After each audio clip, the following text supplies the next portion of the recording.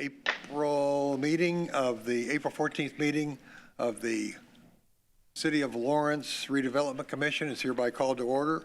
We do have a quorum. Thank you very much, Commissioners, for being with us on this beautiful day. The first order of business is the approval of minutes. As I assume everybody's had an opportunity to look at them. Cheryl, do you have any? I might point out that that's my fault. Yeah. Our attorney Sturwald noted that the agenda has the wrong date on it. It's April 13th, not 14th, for the record. Oh my gosh. It is April 13th, isn't it? Yeah. I'm sorry, Mr. President. Oh, that's fine. Thank you for that correction. Move approval on the minutes of March 9th. Thank you. Do I hear a second? Second. Second. All those in favor by show of hands. We've got, that's us. There you go, Joe. Melissa, did you hear all that? And there's Reggie, too. Oh, I hey, did. Reg. I don't know. We've got everybody. All right. We just called for approval of the minutes, Reg, and by show of hands. So there we go. There we go. Approval of claims and purchase orders is the next thing we have to do. We have claims in the amount of $52,748.21. We do have a representative who has just joined us. Are there any questions concerning the claims this month? Yes, Cheryl. Could you clarify what Chase card member service is? That's a real good question. Dan? $24.50. I do not know that answer. Humphrey? Oh, What was the question? There's a claim for Chase card member service, $24.50. Do you know what that's for? I do not, and I hadn't looked at the claims yet, so I can get back to you, though. I can look at it and then get back to you and email you or something, if that's okay. How much was it for? $450 of the 52. So, I mean, I believe this is for, in the description, CSX RDC Railroad Protective Liability and Review Fee. Yeah. That's what that is. That's, CSX charged us and invoiced us $2,450 for their legal fees for the agreement that we had to sign and enter into to do the stormwater ditch work along the CSX railroad track. That's that fee. I'm certain of that because now that Joe reminds me, it had to be paid by credit card. That's okay. Oh, Makes sense. okay. And that's an expense to us versus CSX. Yes. Yep. That's one of their requirements for us to be able to do the ditch project.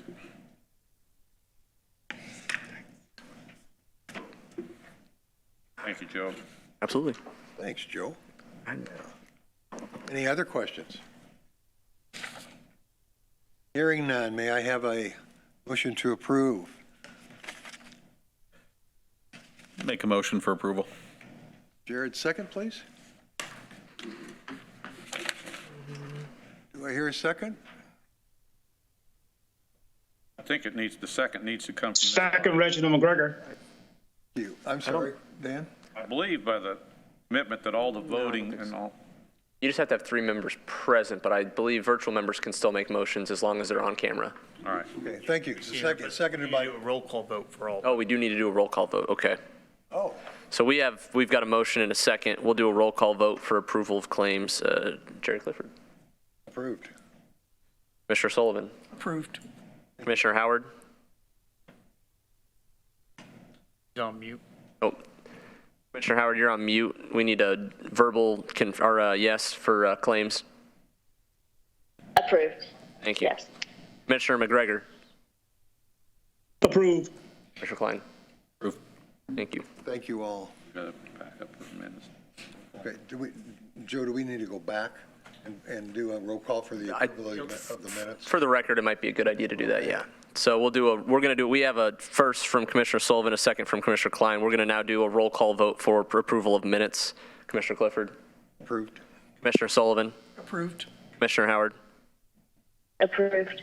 Commissioner McGregor. Approved. Commissioner Klein. Approved. Thank you. Thank you. Thank you all. Now, can we have a RDC financial update? Any from the summary?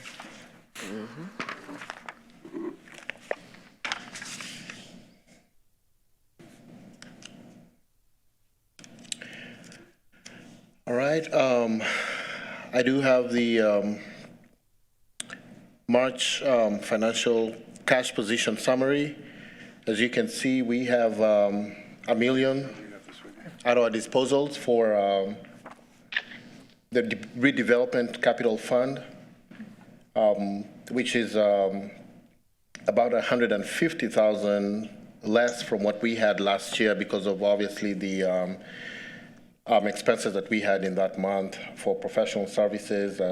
We did have a debt service for 17,000. So yeah, so that brings the total to $1 million. I mean, the reserves to $1 million. Then the other funds that we have for our disposal, for our use, is the Fund 407, which has the 1.9. That pretty much stays the same just because it's bond proceeds and it hasn't been used before. So really, the 406 is more like our operating account right now. That's where most of our expenses, all of our expenses are coming off. The 407 is pretty much just sitting there because until a big project comes up, which none has so far. Do you have any questions regarding the finances? Everything else just really, Yeah, so 408, the redevelopment debt reserve, and 409, we don't really use those, so it pretty much just stays consistent throughout. The only two funds that are relative to us every month are 406 and 407. Yep. okay, very good. Any questions or comments from the commissioners? No. Hearing none. Old business, Mr. Zerner. Thank you. I would like to change the order of the agenda, if I may, just to be considered Mr. Flora. We have an offer from Mr. Flora that was delivered on 4/6/23. I've not opened it. I've not reviewed it. It was put on my desk by Mary Jo Rothenbush, took it right out of the hands of Mr. Flora. It was the only offer we've received for the $43.99 public process. I'm going to ask our attorney, Mr. Sturwald, to open the offer.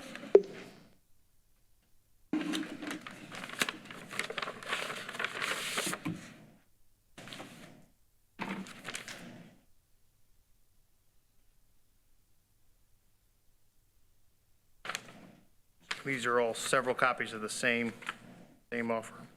Offering price is $126,200, which is the minimum price. Is that a cash price or is there a term, a payment over time? Looks like a purchase price, 5-year contract term, 5% interest, annual payments of $24,529.52, beginning July 1, 2023. There's also with a $20,000 down payment. Total purchase price with interest, $142,647.62. So I'd like to remind the commission that this was the parcel that forever we had thought we would hold on to and just use it and potentially almost provide it free in order to be able to develop the two parcels behind there. And did go the Kaido property. Mr. Flora expressed interest rather than doing that in purchasing the property so he could totally clean it up, feel like he was protected as for his access forever. For us, it takes us out of our liability. It takes us up out of our maintenance.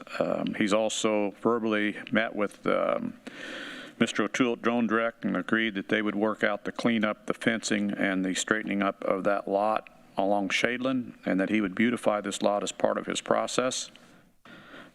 It would be my recommendation that that's a perfect world for us, that we accept his offer subject to Mr. Sturwald's review and his work to complete a purchase agreement and closing.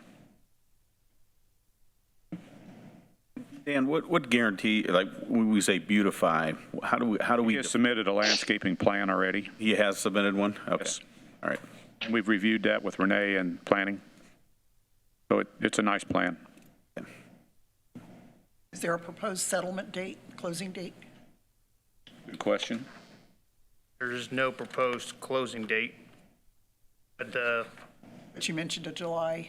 July 1, 2023 first payment date. This is a payment plan to us. It's basically buying an installment on. It's a 5-year contract. Okay. With $20,000 down. And annual payments. And I'm assuming, Mr. Floor, you're ready to close as soon as we can move?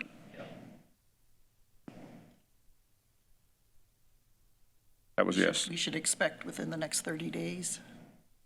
I would think you could close in 30 to 45 days, could you not? Yeah, we'll get the agreement prepared and entered into. And By the end of May. When can we expect the $20,000 down payment? I'll give it to you now if you want it. Whatever you need, I'm available, So I would like to have the recommendation that we just have Adam Sturwald move to collect the down payment and close. May I have the recommendation, please? So moved. Any other, I'm sorry, you have another question? No, just, I'll move to accept that recommendation. Excellent. Do I hear a second? I'll second, Melissa. Thank you, Melissa. Moved and seconded. We need a roll call vote, all right? Yep. Yes. Commissioner Clifford, Approved. Commissioner Sullivan, Approved. Commissioner Howard, Approved. Commissioner McGregor, Approve. Commissioner Klein. Approved. And with that, I would like to invite Mr. Floor up to the podium. Thank you very much for the offer and for your continued interest in locating Lawrence. Would you like to provide any update relative to your development of the 2 properties to the commission? Right now, I'm kind of in the phase of civil planning, so that should be completed in roughly a month. And I can get that turned in, landscape drawings, civil plans, drainage plans. So yeah, the ball is rolling. It's just taking time. And so just to clarify, he has provided landscaping sketches. I think he provided all of us at last month's meeting a general sketch of his layout, and then that'll all be formalized in his plans and go to Renee for approval.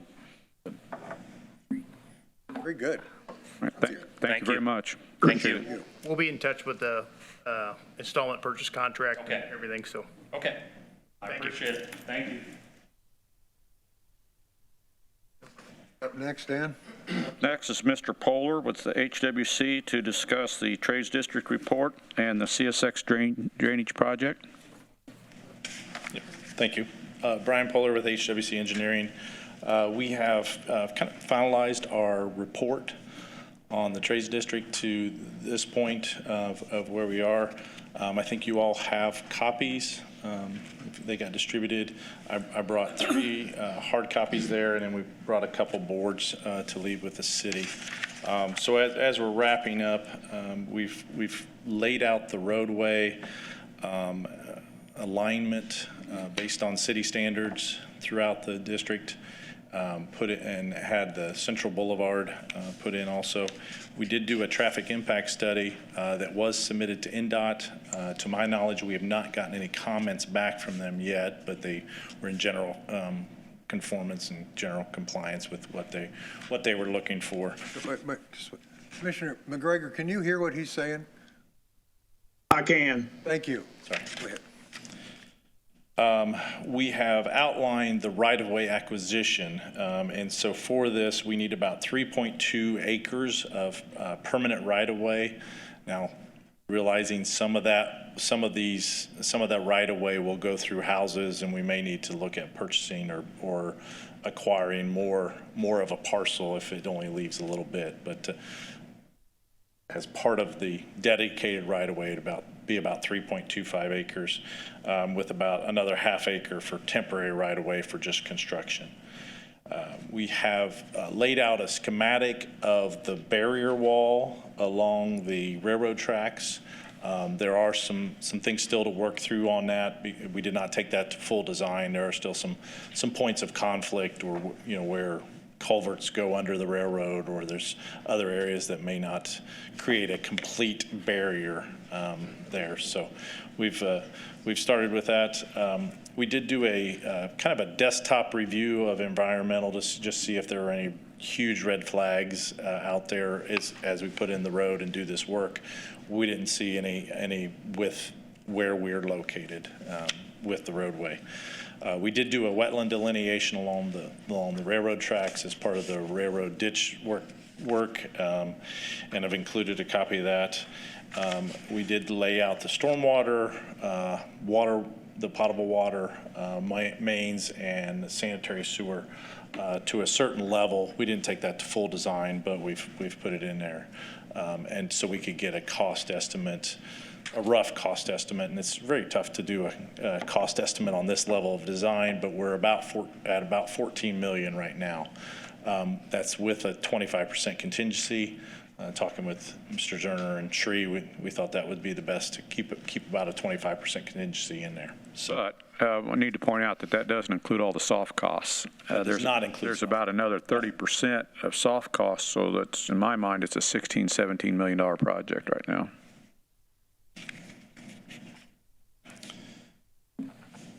Any questions? I'll make some comments while they're thinking through this. One, Mr. Venagoplan and I asked HWC specifically to make this a summary report instead of some big long thing that we all had to read all the stuff that everybody got lost on. So I think they've done a good job with the summary report and providing the supporting detail.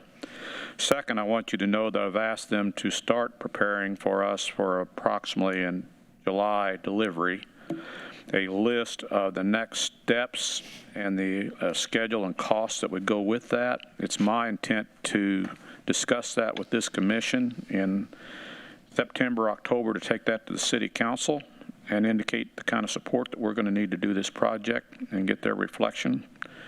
I've also asked them to prioritize those. Mr. McGregor, Councilor McGregor, correctly this week corresponded with all of us relative to his concerns regarding traffic. That's absolutely dead on, Reggie. So I've asked them to prioritize the Cellar Street intersection as a project that we may want to do first, and that will come back on us in the city. That's not going to be an NDOT project, but I think that may need to be one of the first things we tackle, as well as the CSX wall. I think those two projects will likely come before the Record Street project, but we need to get a feel for where the council is on this, because we don't have the money to handle those sorts of things. And we certainly need to know what the cost of right-of-way acquisition and taking all the Record Street construction documents and engineering is going to be, just to get to the point we could build something. So I'm expecting to get that information. Everybody take a little pause, take a little breather, get that information back in around June, July, and we'll start discussing those things as we move into the fall. Question for Mr. Zerner. Are we also going to, back a while, we talked about the sources of the funds we're going to need. Yes, we're continuing to look at grant funds and other funds, but the council's going to have to be a big part of this, regardless of what we get for matching. Right, but we're working on the other side of it as well? Yes, we just really haven't gotten in there yet, Jerry, because we're just where we are right now. Thank you. Okay. We all understand to tackle a $14 to $16 million project. Another thing that's on my agenda a little further down here, but I'm hosting the Regional Cities Group on the 20th, isn't it, Corey? The 20th, isn't it, that I'm hosting the Regional Cities Group to discuss Ready 2 funds. If you remember, we weren't part of the Ready 1 process. Ready 2 is a totally different process. I think the Trades District fits exactly what they're looking for, so it's possible we can get a whole series of different kinds of funding. Ready would be one of those, and we can select some of these different projects and piece them out one at a time. So that's really the first step, Mr. Clifford, towards looking at other funding sources. So that's going to happen when, Dan? I'm having the preliminary meeting with that group to see if it can be considered a week from Thursday. Oh, okay, good. So we'll have a better, what I'm looking for is a way to, if there's a way that we can nail down some of the funding. It's going to take 3 or 4 or 5 months to do that. Thank you. But it's going to be this year. Yes. I think. Yep. Thank you. Also, using some different funding sources may change some of those cost estimates. We estimated using local funds and NDOT costs. When you get federal funds, you have to do it a little bit different, and it always costs more. Playing with other people's money usually costs more. So, Okay. if we get federal funds, it will come with requirements that we have to do as part of the construction project that may push up the, yeah. I want to commend HWC and the entire project team. They've been very good about meeting our meeting schedules. They've asked us and brought us into various dialogues that we needed to be a part of it. I think they've done a great job with this. Thank you. Appendix H, is that somewhere in the books? Here. So, yeah. And so that, does that 14 million plus 25% contingency, 30% soft cost, does that include things like where you mention sanitary sewers or aging, current water system? It does. It does. That is included. That is included. And one thing I think you brought up was burying all the electric out there. We didn't get into that yet. So that will come at a cost. We buried the conduit. We included lighting along the corridor, along the Central Boulevard and on Record Street. That conduit would be buried, but we didn't look at burying the actual overhead electric lines.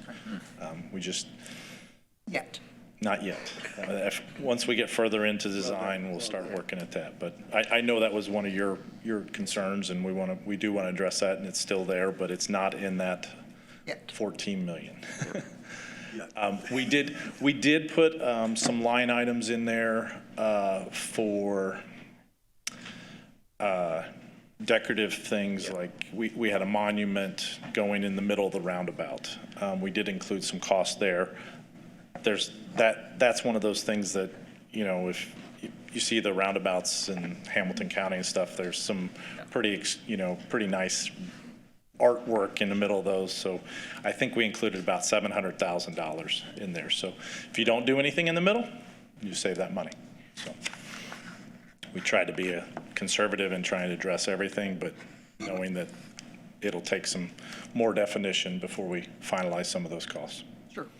And something like that, we may be able to write a separate grant too for artwork. Correct. Absolutely. Same with like your project includes multi-use trails and sidewalks as well, correct? Yes. So that's another thing that we can look at securing other funding for. Any other questions? It did not include, Commissioner McGregor, it did not include the work that would be on Sellers. Is it Sellers? Oh, yes. Yeah. By Freegee. So that was outside of this scope, so it doesn't include that. But I'll start putting together some cost estimates for that, and We've already had a meeting or two about that, so we'll start working through that. I mean, I think we all recognize the impact of that intersection right now and Freegee's efforts, and so we've got to really get serious with looking at that. One of the exciting things for the city yesterday, though, we did get $1 million CCMG match grant yesterday, which is a huge deal. We got the full $1 million. And that's going to be used for Franklin Road. Yeah, they're paving Franklin Road from Pendleton Pike to 56th Street, be fully resurfaced. So Get that word out. A lot of people be happy about that.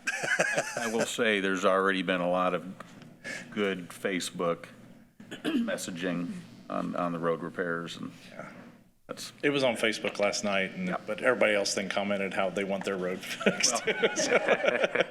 You probably heard that. I tried to flip a little comment there well. and make it positive. So. Right. Yeah, exactly. So we have a pretty long agenda. Everybody satisfied, Mr. Polar? This is excellent. Yeah, Thank thank you you. so much. Thanks very much. Thank you, Brian. Safe travels. I'll leave these here for you, Dan. There's a, Okay. if you want to put that in there. Dan, do you want Brian to address the CSX ditch while he's here? Well, I think I can do that if Brian has anything else to add. Shree and I gave notice to proceed on the CSX ditch today. So the one thing I will add is in the budget for this, we had about $43,000 left that we did not spend. A portion of that money, probably $10,000 to $15,000, is going to be used for HWC to be our inspectors of the ditch work on about a once-a-week basis, to walk in and be sure that we're getting what we're supposedly getting and paid for, and it's meeting standards. So they will do some inspection for us on a part-time basis. But we did give notice to proceed today. Yeah, and Commissioner Sullivan, you think that you've gotten the 2450 from CSX, there'll be more. Because we have to provide flaggers and protect the rail as they're doing some of that work. So there will be some more additional I think we invoices estimated that could be $50,000, $60,000 in total cost, so. We should expect some monthly. Yes. Yeah, and I think, and it's part of the agreement, I think there's an invoice at the end. I think the initial application was paid for by credit card. It was one big bill at the end, though. They will send a bill at the end on what that cost is. Thank you. Hopefully it won't take as long as IDM. Thank you. Thank you. Ken? Next, NDOT Pendleton project update. We've had great meetings with NDOT. They invited us to their offices. We had some issues as a city with the way the medians were being built. We wouldn't be able to get our emergency vehicles over the top of the medians, and it would cause far longer run times. So they came back and fully responded, and they're going to put drivable medians where we need them for the emergency vehicles to cross over. There will be a minor median. It'll be a couple inches thick, but it's not going to be 8 or 10 inches like a standard medium curb would be.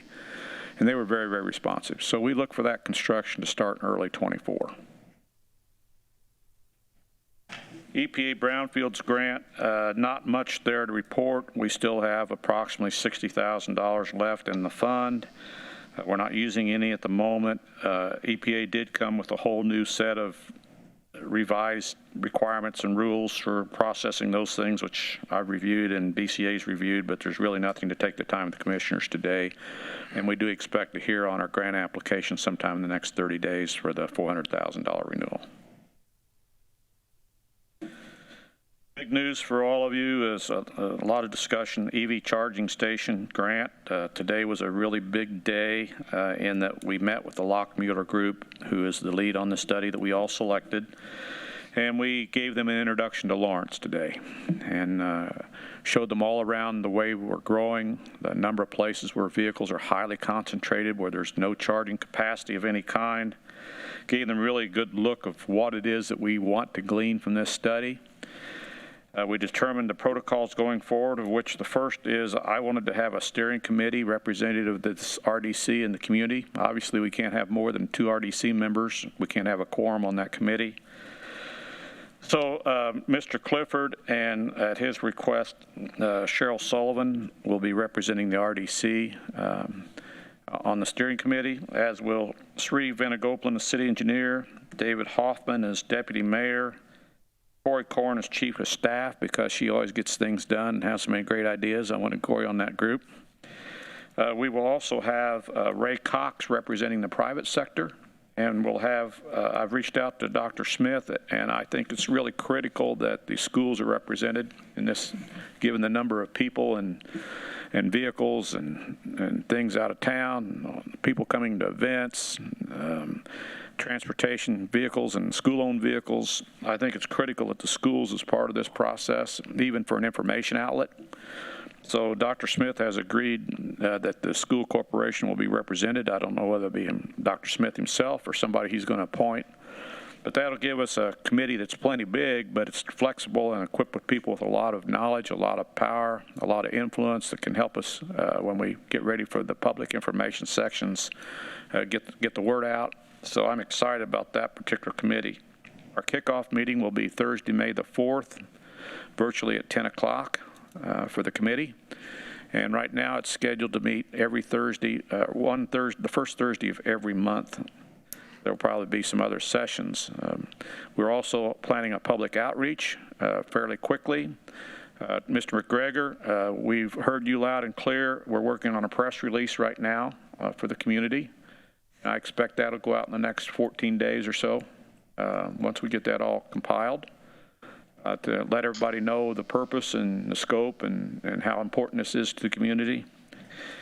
So that's being worked on with Daniel Byer and myself, and we'll have it reviewed by Lockmuller and the MPO to be sure that nobody has any issue with it or anything else they might like to add. Let's see, along that line, what else do I have?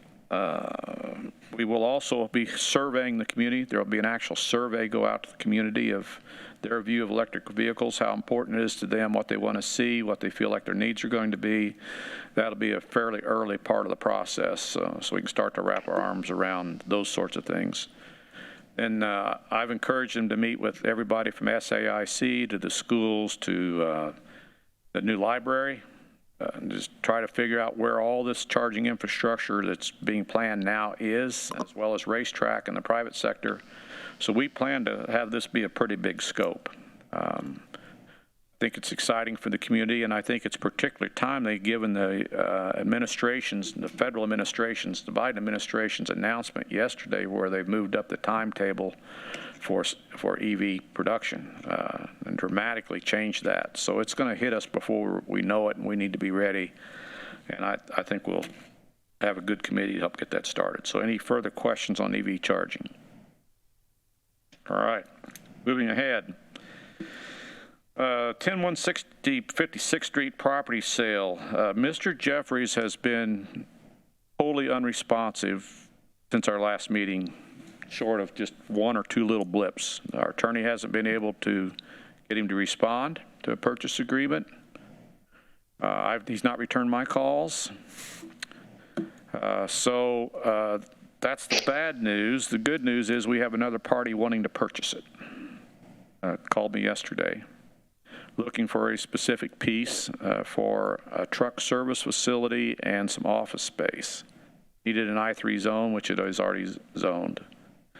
I told him that I wanted till at least today to see if Mr. Jeffries responded, because this was the date we said we wanted the purchase order or purchase agreement executed no later than today, and we've not heard back from him, even though we keep trying. So I'm going to encourage this other party to submit a purchase offer for you all to review next month, assuming so maybe one way or another it'll go through. That's where we are. Best news for all of you is number 9. We've actually received the IDEM no further action letter for the Meyer Plastic Impro property. So that is coming totally off the agenda after it's been on the agenda every month since I've been here. So we finally got that done. The attorney bills a stop for it. The Mills Free dedicated parking status, that should be done, but I haven't actually received confirmation. I did reach out to Tim Oakes and haven't heard back from him. First town hall meeting, if you all didn't attend, I thought it was a rousing success, and I want to again commend Chief of Staff Corey. That was all her putting together, and I thought the public really responded to that and appreciated getting the information they did, which also included information from the RDC. And I might point out that President Clifford was in attendance. Bronze Fun Time Campers, these are just some notes that I thought you as the FHR, you as the RDC might like to know. Bronze Fun Time Camper Sales has purchased a significant portion from the Corhans, across from the Corhans offices next to the Bronze current facility. They're going to expand their camper lot. It's already zoned for their appropriate use. I'm just making that as an FYI for you. FHR APX building, Meyer Najum has completed that. They have 2 parties from Lawrence wanting to locate in that building, but they've spent so much money on the building that the lease rate is a full market rate, if not beyond, and the companies are balking a little bit, and they're threatening to move out of Lawrence because they're out of space and nowhere else to go unless they can get a tax abatement to stay in Lawrence, reduce their lease. I don't know how that's going to play out. That's in the hands of the FHRA. The council may or may not consider that, but I am running those traps and trying to keep everybody talking to at least figure out where that's going to go. So these are potential leaseors that are seeking the tax abatement, not Meyer Najum. Meyer Najum is seeking it to be able to reflect it in the lease rate, the drop-off of the taxes. So a triple net lease is, and I'm sure you know this, Cheryl, I'm not talking down, but a triple net lease, the triple part is insurance, taxes, and maintenance. they're wanting the tax abatement to reduce the tax component part of that lease rate. We're suggesting that it might be a 6-year rate at the max. That's already in a TIF, the FHRA TIF, so there is no change to the city in what they would actually get.